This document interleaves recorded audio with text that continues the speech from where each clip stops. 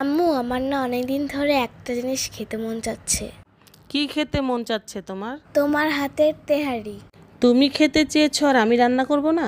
So hey guys, আসসালামু আলাইকুম, welcome to my another video. So আপনারা তো শুনলেনই, আজকে আমার আম্মু রান্না করবে তেহারি। গাইস, আজকে কোনো আমি রেসিপি বলবো না, কারণ রেসিপিটা হচ্ছে আমাদের ইউটিউব চ্যানেলে এবং ফেসবুকে রয়েছে।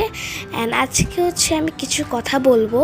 প্রতিটি মায়ের কাছে সন্তান হচ্ছে একটি ফেভারিট পার্সন, অ্যান্ড সব সন্তানের কাছে মা হচ্ছে একজন ফেভারিট পার্সন। আই থিঙ্ক আমার আম্মু আমাদেরকে একটু বেশি ভালোবাসে। ধরেন আমার আম্মু কোনো জায়গায় বের হয়েছে অ্যান্ড ওখানে হচ্ছে আমাদের ফেভারিট প্লেস বা খাবার আছে, আমার আম্মু কখনো খায় না, আমাদের জন্য নিয়ে আসে, কারণ আম্মু তো কখনোই খাবে না আমাদের ছাড়া। যখন কোনো জায়গায় আমরা খেতে যাই অ্যান্ড আমার ধরেন খাবার শেষ, সো তখন আমার যদি না পেট ভরে, আম্মুকে বলি যে আম্মু আমার না অনেক আরও খেতে মন চাচ্ছে, তো আম্মু নিজে না খেয়ে হচ্ছে আমাদেরকে দিয়ে দেয়।